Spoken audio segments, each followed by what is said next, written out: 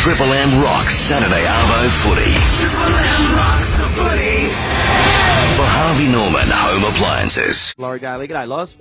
Hey, Tony. How are you, mate? Very, very well, thank you, mate. I was reading Paul Kenty, his story today. A lot of Red Bull, apparently, while you're in the coach's box. A couple of drinks and a win, wide awake all night. How are you feeling now?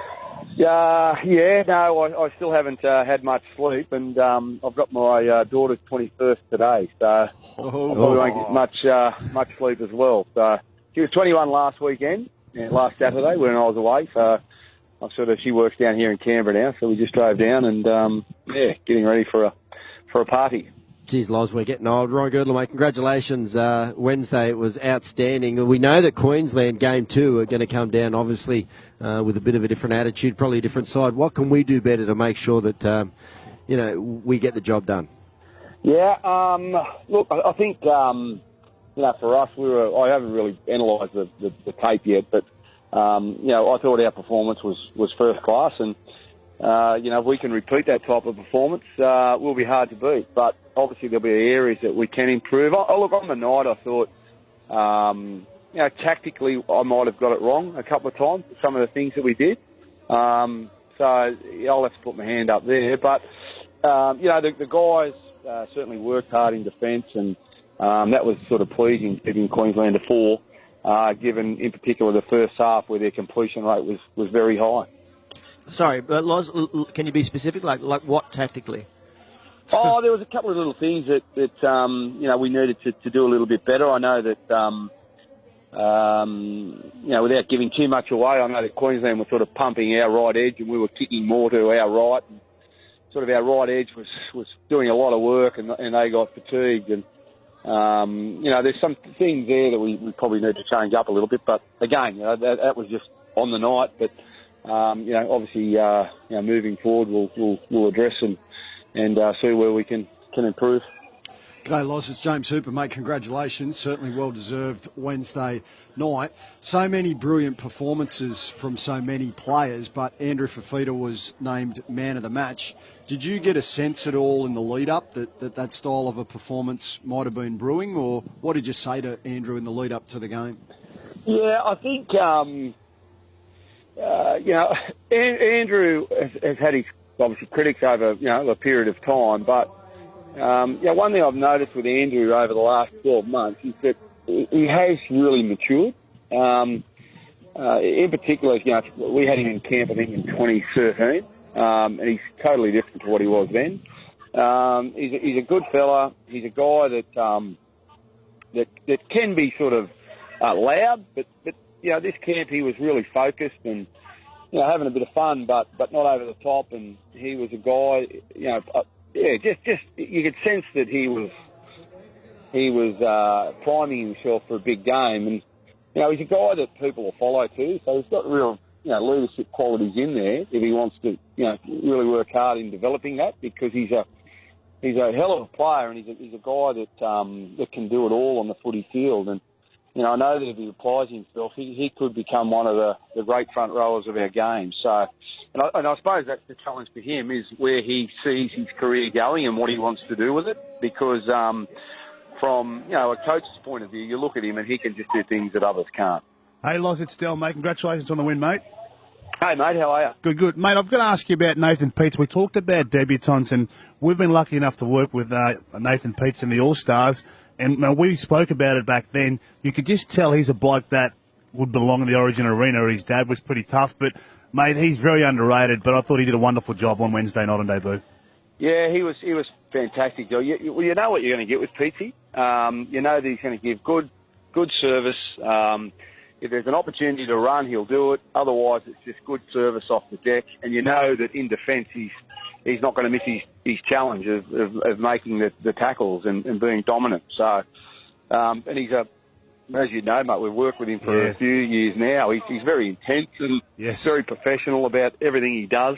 And, there was not a matter of if he'd handle it. It was just a matter of making sure that when we put him in, if he got the opportunity, that other people were ready to go as well. So, he got his opportunity and he took it, and that's what you want to see. And I think, one thing I've said about State of Origin, is, and I certainly don't want to do it.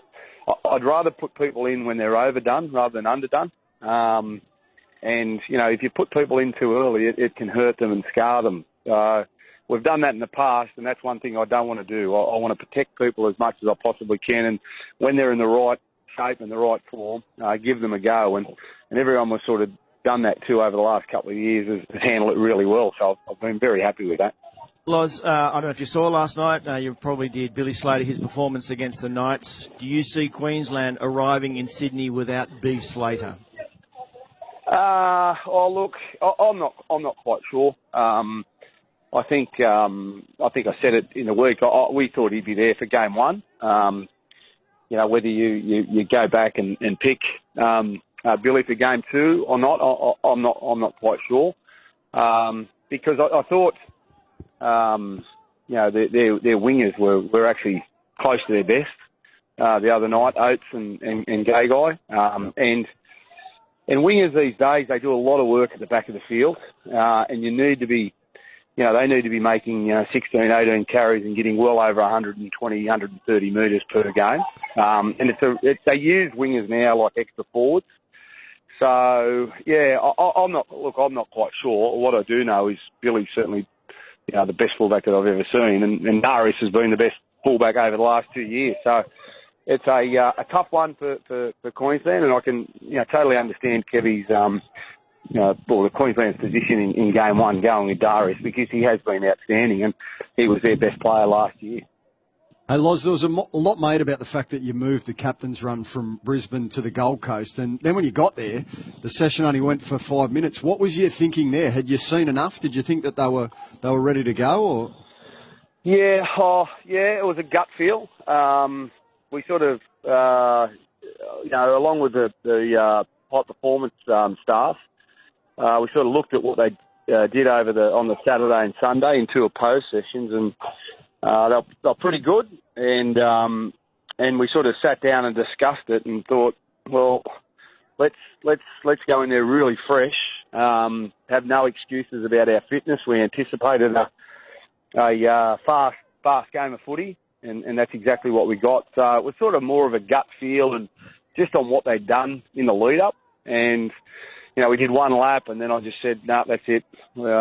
Let's don't worry about doing any more. So basically, our last training session was the Thursday, and it was just a matter of getting our minds around it and what we were capable of doing. But again, that just sort of changes. Sometimes you do a little bit more, sometimes you do a little bit less. But that was just basically a gut feel, that one. Hey, Loz, speaking of gut feel, mate, I knew when you picked Jared Hayne, mate, there's players that you pick on the B stage that you know are going to perform.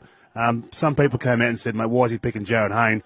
We saw on Wednesday night why you picked Jared Hayne. There was that no-look pass he did and that try at the end. And, mate, those games are made for people like Jared Hayne, aren't they?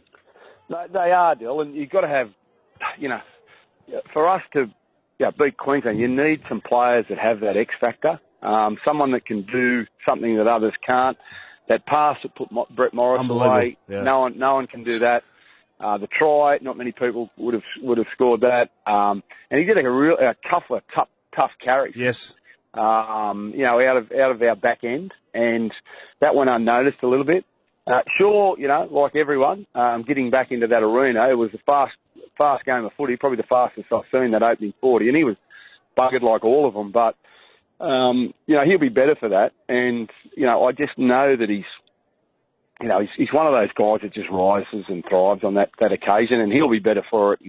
And he is he's just a brilliant player, and he still hasn't lost it. It's once he starts to find his rhythm and plays more games, the Gold Coast will be happy with re-signing him. Let me tell you. Hey, Loz, you've got 17 exhausted guys. They've just come in. They've just had the biggest win in history up there for New South Wales against Queensland at Suncorp. They've won the first game of the series. Can you take us into that moment and what you said and how you addressed, obviously, the complacency and the things that need to be done to finish the series off?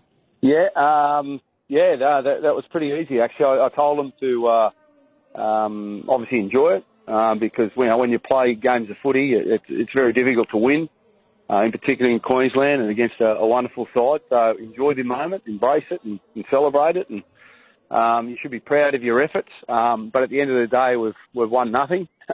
And we've been in this position before. But, make sure that you don't read or not read, but don't believe everything that's written and said about you, because, people will be patting you on the back and people will be saying, how good it was and, how we'll win game 2. But, being around Origin, I know it can turn very quickly and we need to guard against that. And I think they're all okay with it, but, just to be careful, because, people can build you up and then bring you back down to earth pretty quickly, just the same. So, game 2 will be a lot tougher and we need to be mentally ready, because if we're not,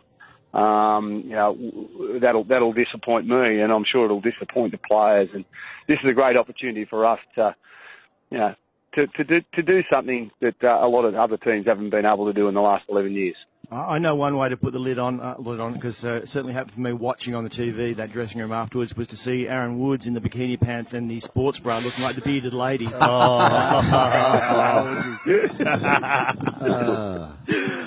Laurie Daley, congratulations on what is a sensational effort, and good luck as this series continues, mate. Thanks very much, guys. Cheers.